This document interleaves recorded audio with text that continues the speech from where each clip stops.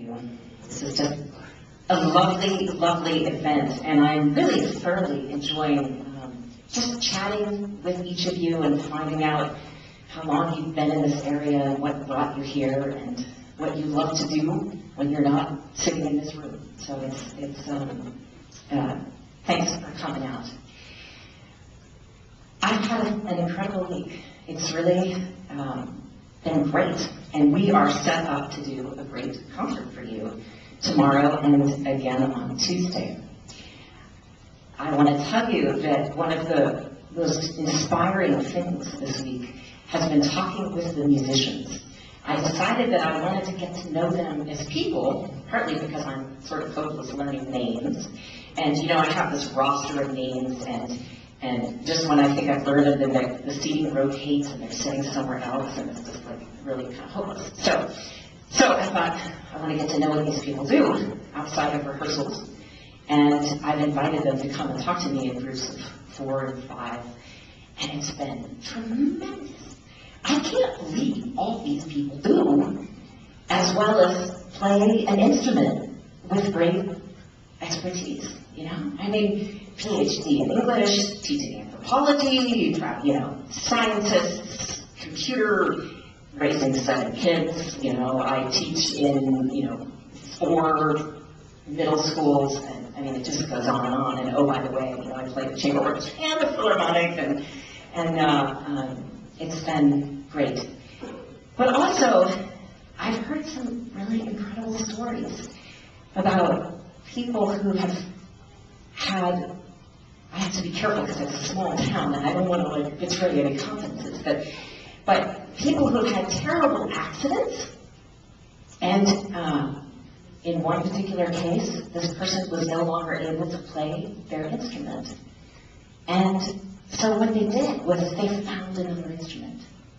And in their mid-20s, they decided, I will start over because I must do this. This is that important to me. And there's another one who struggled for years and years and years, but you know, the goal was to be back playing in the orchestra again. And I think that was the goal that got this person back on their feet again, you know. Other tales too, where music has been a psychological and emotional cornerstone for them, and being part of this philharmonic is just, you know, it's really a central part to their being. And that, what an honor it is for me to be part of that. And to be working with these fascinating people. I feel tired just talking to them. You know, I need 4 lifetimes just to, you know, do all I want in music, let alone everything else. But anyway, what excites me is that this Philharmonic this whole organization has set seeds for greatness, you know. We're doing these stellar masterclass concerts. This orchestra is so equipped with the diverse skills. They can play all different types of music really well.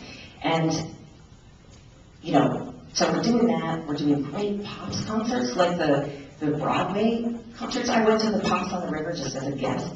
I couldn't believe it. You know, all the costumes. It was a hoot. That was like the best time. It was great. It was a great party.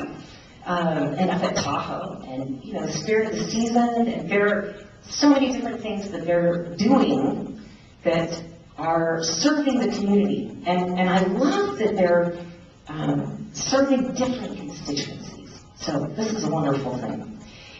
And there's actually a lot that they're doing for education and that they're doing for kids. And I think, you know, I haven't even seen a lot of it yet, and I have a feeling a lot of us don't even know all the ways that these musicians are rolling up their sleeves. And, you know, they're not just sitting in the rooms and practicing and coming to rehearsal and they play really well, that, you know, they don't even want to talk about music or whatever, they just want to play their instrument. That's not what we've got here. We've got people that are your community, and they're involved in it in every way. And so many of them are involved with kids.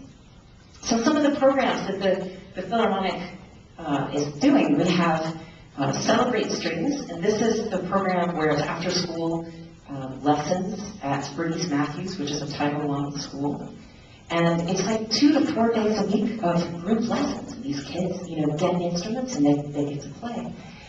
And we have Discover Music, and these are small ensembles. These are groups of 2 to 4 musicians that usually in a specific instrument group, like the brass players or, the wind players or something. Percussion has one. And they go around to a school and they demonstrate what they do. And it's, I've seen pictures, they're really humorous actually. And some of the brass players, they have these big tubes they blow through, show you the length of a French horn when you stretch it out in one piece. Fun things like that. And we have 3 youth orchestras. We just added a youth orchestra, So now it's not just the youth symphony orchestra for the older kids and then the youth chamber orchestra, but now we have a string orchestra that's got even the younger kids. So now we're serving kids from, 12 to 18. And then we have YPCs. And I get to do the YPC sometimes. Because sometimes the youth orchestras do them too, and I love that. I don't love that I don't get to do them all the time, but I love the fact that we have kids teaching kids. There's nothing more convincing than to a child sitting in the audience than hearing one of their older peers who is just really cool up there, So anyway, our YPCs, we're doing something different this year, and we have a theatrical program where I have an actor who's going to be acting with me, and it's a piece that is entertaining to all different ages. It works for adults, it works for toddler, and everything in between. And it's the story about a composer who's having writer's block, having a horrible time, and he's also got himself into such a fix. He's being chased by wild dogs, and then by turkeys, and then, just all these things are happening to him. It's a really, really bad day, And meanwhile, he's talking about all the influences that he's trying to use to write music, and so we get this tour through the history of music. You hear everything from Bach to the Vivaldi's Four Seasons, and you get Mozart, and you get Beethoven 5, and then you end up with Rite Spring. Just little tidbits of these things. But the kids are getting educated in. It's like a tour of music history. It's incredible. And then you get some stuff that the composer is trying to write, so you get in on the creative process as well.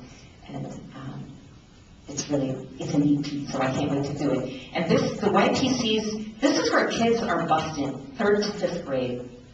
And all of the 3rd to 5th graders are busting in Washoe County. And that's a neat thing. This is probably their first chance to ever come to a concert hall and hear a full orchestra play. That's really neat. We're doing a family concert in October as well. So, I thought, well, that's great. We're hitting the 3rd to 5th graders, but what about everybody else? What about their little brothers and sisters and their older brothers and sisters? So we're going to do the same concert on a Saturday. So if you want to come, you can come and see the YPC on Saturday, October 24th or whatever. So, anyway, the orchestra is doing all sorts of great things. And where do I see us? We just finished 40 years. So now we're starting our next 40 years, right?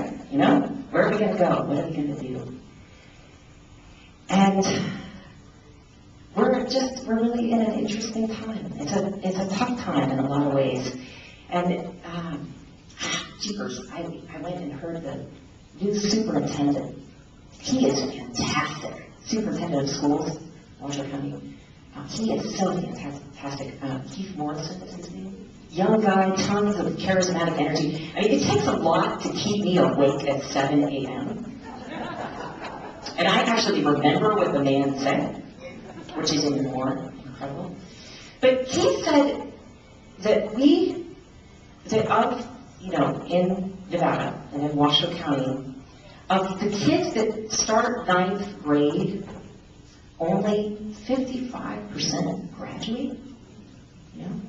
Yeah, it's really something. And so I know I'm talking a lot about education.